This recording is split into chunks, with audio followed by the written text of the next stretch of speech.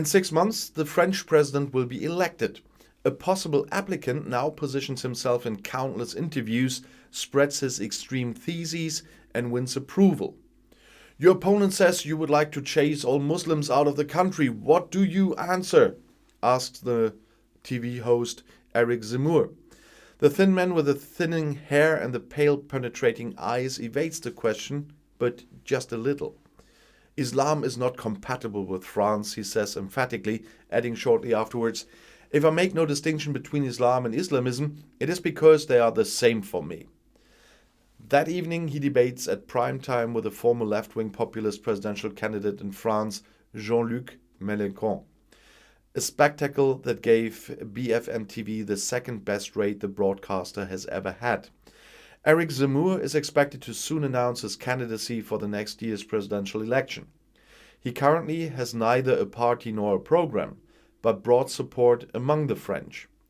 In an election poll, he recently took second place behind the incumbent president for a short time. A meteoric rise. His theses are even to the right of the Rassemblement National, the right-wing populist party of France. So why does someone like that find support in the French population? Zemmour is a populist. He uses the television appearances to sharpen his profile. In the debate, he assumes Mélenchon is close to Stalinism and railed France is in civil war. He rejects a live fact-check that refutes one of his statistics as ideologically motivated. For all topics of discussion, from internal security to climate protection, he has the same solution. A united defensive France. Well, defend against whom? For years, he has presented the same answers to this. Islam, the left, feminism, the elites. They all want to destroy France, employs Zemmour. And he's the one who declares war on them. Well, in recent years, the 63-year-old journalist and author, with his racist and sexist polemics, has become a fixture in the French media landscape. For a long time, he wrote opinion pieces in the conservative daily Le Figaro, books and political essays, and appeared on television with right-wing extremist theses. He has been fined several times for inciting racial hatred and charged with sexual harassment. Its volume trumps its factual loyalty but brings quota. At the moment, nobody in France can escape his face.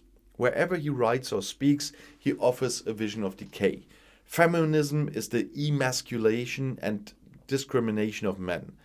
Pluralism and globalization would have ruined the France of Charles de Gaulle and Napoleon Bonaparte and handed them over to the migrants. He advocates the conspiracy theory of the Great Exchange, according to which a mysterious elite wants to replace the white majority society of Europe with one made up of Arabs and Africans. For Zemmour, the victim of all these trends is clear: the white, straight man. He prefers to formulate these ideas in belligerent words. In his various television appearances and in his latest books, he speaks of the war of civilizations, of the struggle of industries, and of the race war. He insistently reports that France is in mortal danger. With many, it resonates with it.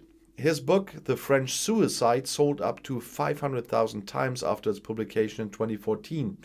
His show, which he began on C News in autumn 2019, last reached 800,000 viewers a day. At the beginning of September, it was then discontinued when speculation about a candidacy grew louder. In France, they checked the media time candidates get. One wanted to avoid the impression of influence. Despite the restriction, the media-critical organization Ehrenamt counted over 11 hours of primetime coverage on him in September. The previous star of the right-winger in France, Marine Le Pen, made it to just over 1 hour. For her in particular, Zemmour is a cause for concern. After her defeat by Emmanuel Macron in the runoff election for the 2017 presidency, she tried to be more moderate. I wanted to position myself more broadly. As a result, it offered a gap on the right-hand side that Zemmour is now filling, analyzed the political scientist Dominique Grillmeier from the French-German Institute. Zemmour believes that, unlike Le Pen, he can unite supporters of the Rassemblement National as well as the right-wing Republican camp. In early October, Zemmour briefly overtook her in a survey with positions more extreme than those Le Pen tried to avoid. Cécile Allouy, a professor at Stanford University who specializes in French politics, finds little new in Zemmour. She sees the blame on the media. In The Guardian, she draws parallels between Zemmour and Marine Le Pen's father, Jean-Marie, a right-wing extremist and anti-Semite who was also in politics. But there was a hermetic barrier around Jean-Marie Le Pen. Many journalists did not invite him to talk shows. During the 2002 election, Jacques Chirac refused to allow him to debate.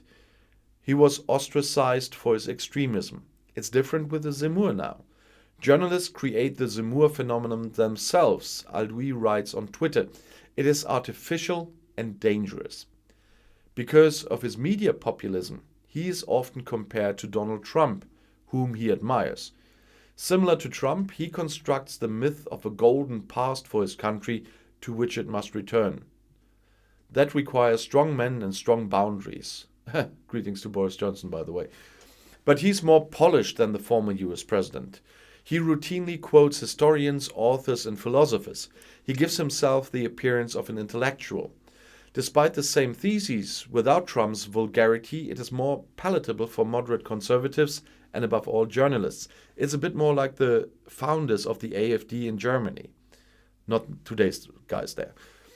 Through the television channels and newspaper sites, Zemmour brings populism, hatred, and agitation to the center of society.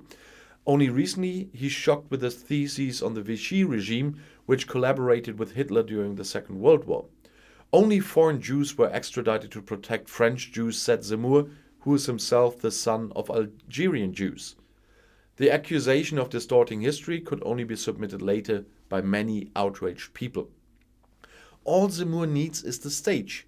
He recently demanded that all immigrant children be given the first names of Catholic saints to facilitate assimilation.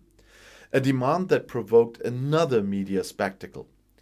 When he experienced a live fact-check for the first time during the aforementioned debate with Mélenchon, he became angry. The Misery of Fact-Checking was the title of an opinion piece in which a few days later he accused the broadcasters of intellectual laziness and arrogance. He found this fact fetish only annoying. So far, it has been assumed that Emmanuel Macron and Marine Le Pen would again advance to the 2022 runoff election. Zemmour could steal enough votes from Le Pen to stop them. He could even move in himself. Its effect on the election can hardly be assessed so far, but it's impossible to deny it.